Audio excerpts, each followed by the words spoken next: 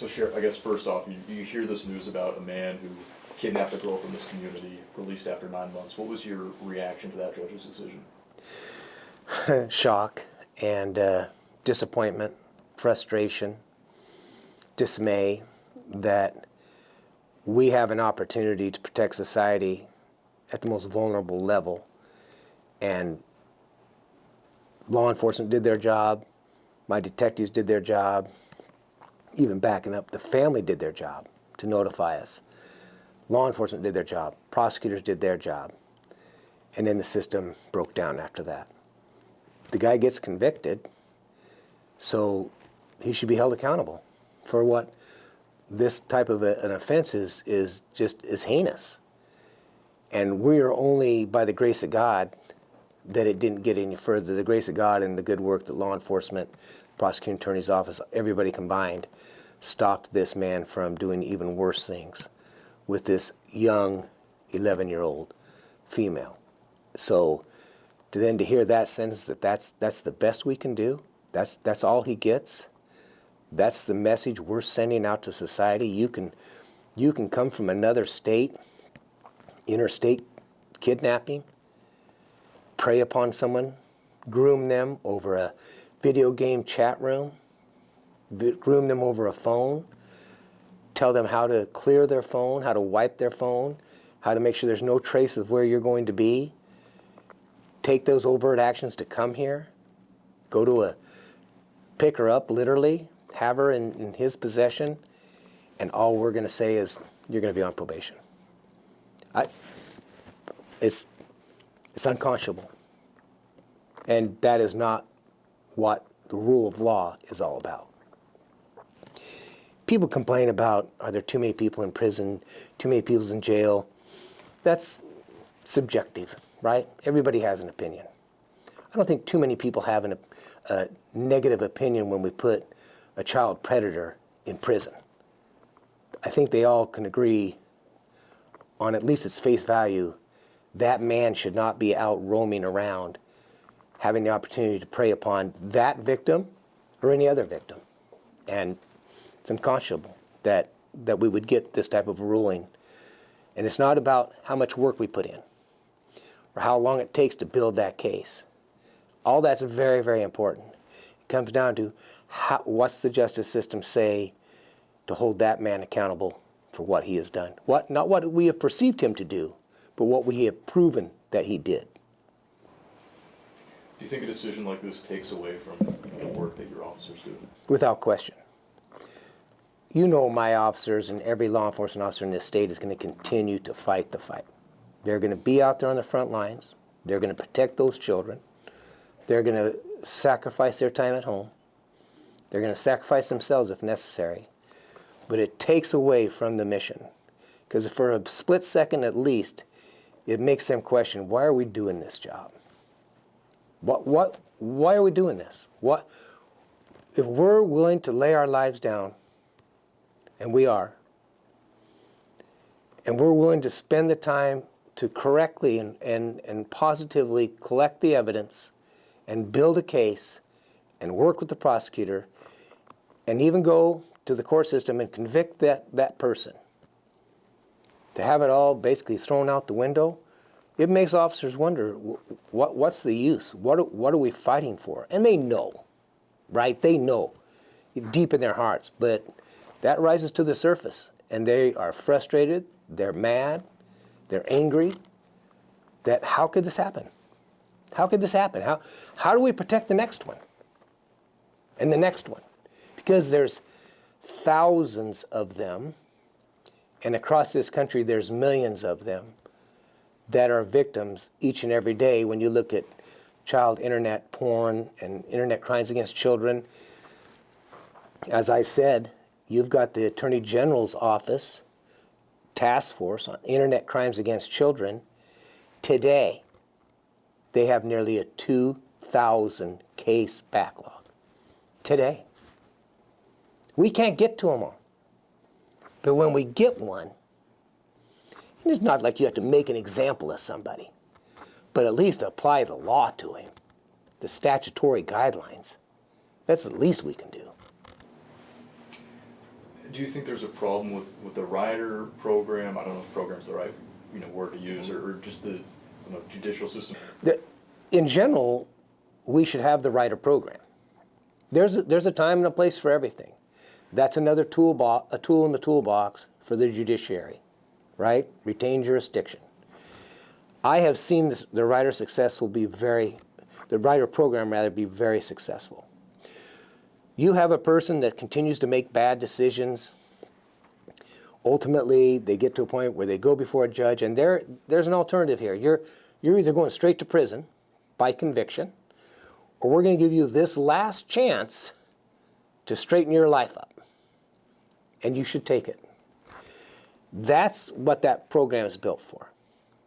That does lower the number of people going to prison, because there is a percentage of success when men or women are sent on a rider program. They get to that program, they go through the programming, they go through the programs, they go through, it's pretty stringent at times, and it's a pass-fail. You got to pass. And that passing, that certification that you've done this, you're then sent back before the presiding judge, and he or she reviews that whole thing and says, yes, I'm going to give you the opportunity. You've done well. I'm going to give you the opportunity to continue to do well with supervision. Or you failed it, and I'm imposing your sentence of going to prison. I've seen it work. I've seen great success by people who are just like, ooh, teetering, like, you know what? I finally woke up. I'm gonna do better.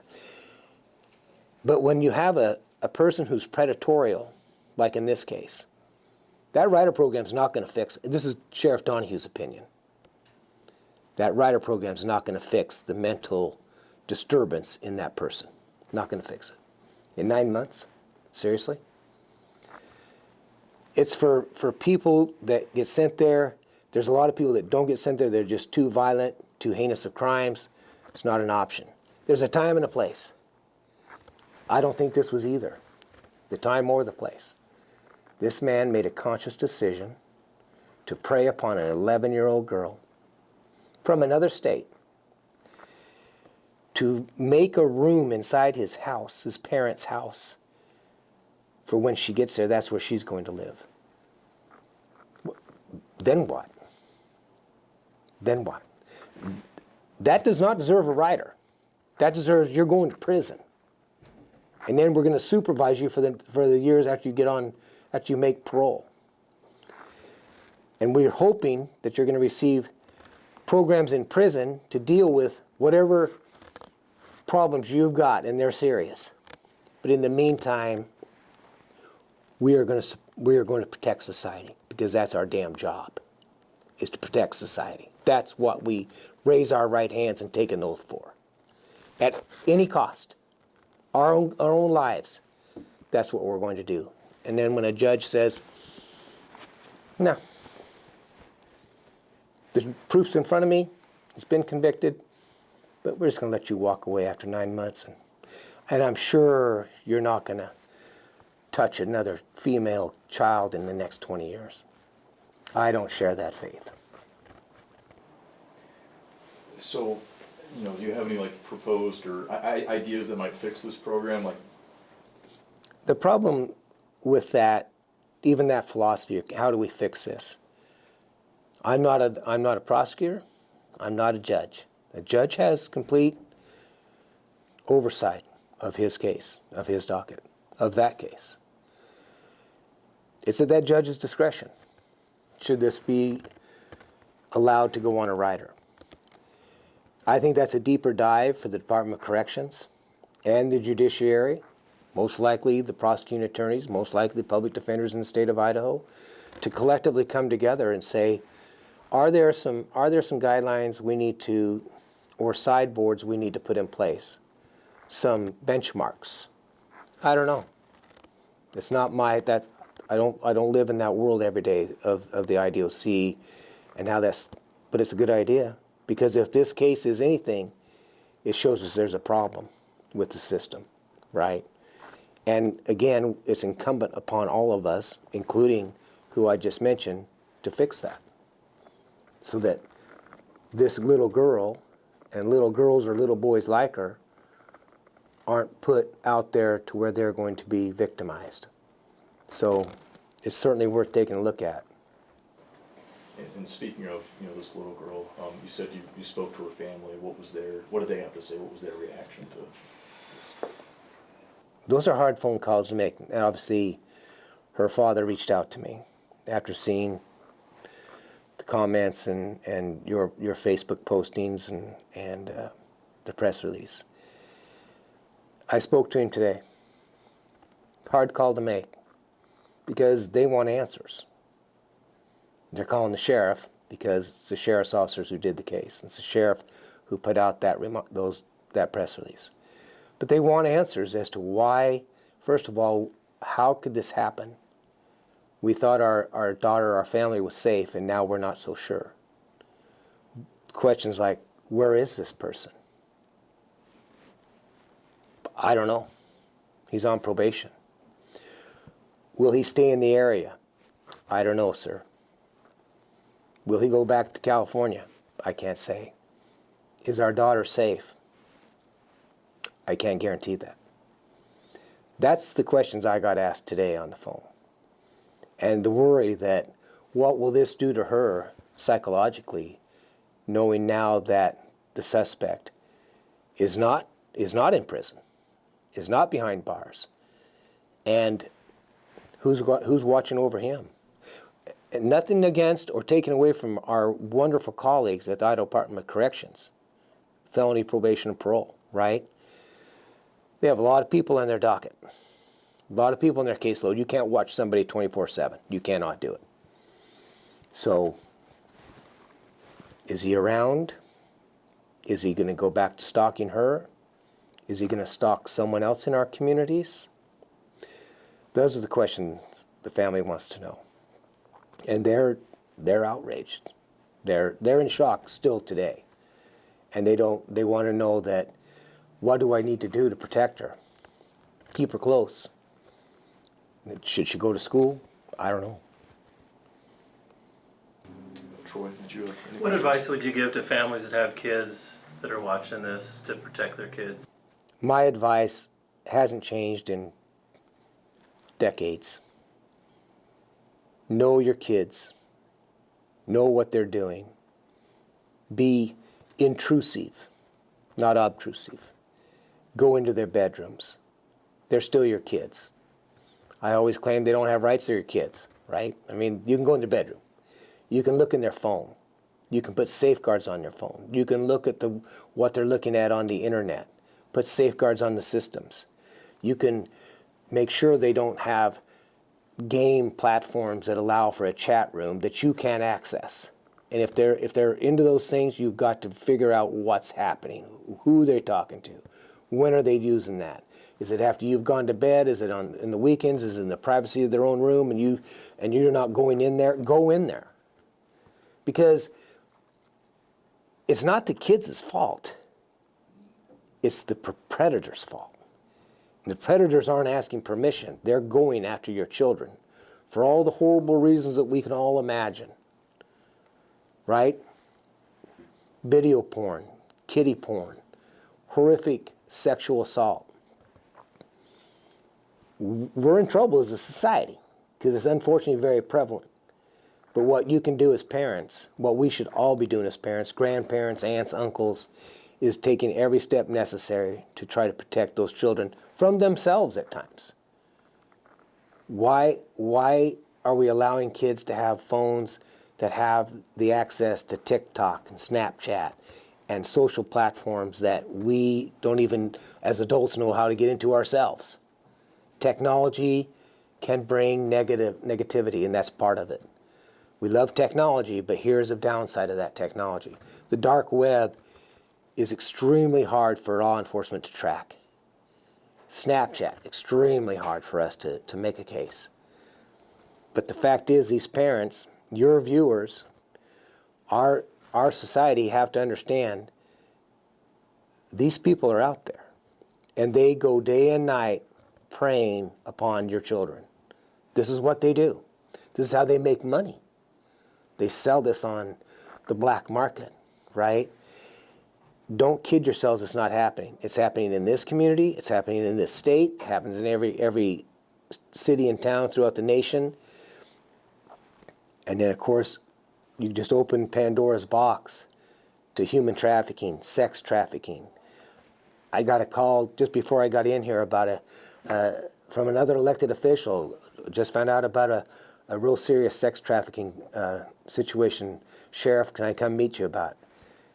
Every day. They're out there. And should we live in fear? I've had this conversation with my daughters. Dad, why do I have to live in fear?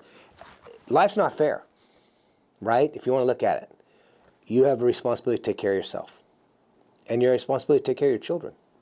Because these predators are out there. And get into your children's business. That's our responsibility as parents. Because sometimes we just have to protect them from themselves. What does this mean for a man who gets out? Well, in the world of criminality, deterrents are in place for a reason. The penalty is a deterrent. Going to prison, going to jail. All of it is in part at least meant as a deterrent, to deter criminal activity. Now let's take this present case. Right up to the point where that judge says, I'm going to not send you to prison under that unified sentence of 10 years, to where you have to do 2 years fixed, and then you're eligible for parole, and then the parole commission has to decide when you come out within that 8 additional years. He gets probation. What message are we sending to the perpetrators? What message are we sending to the criminals? This is as bad as it's going to get for you? You might do probation? But they can do that standing on their heads.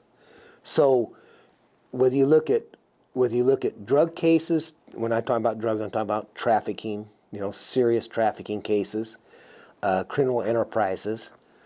If there's no deterrent, why not do it? If it's a slap on the wrist, anybody can take a slap on the wrist. The message here, in my Sheriff Donahue's opinion, is that this sends a message to the perpetrators like Mr. Lee. Nothing now that bad's going to happen to you. So we don't take it all that serious. We do take it serious.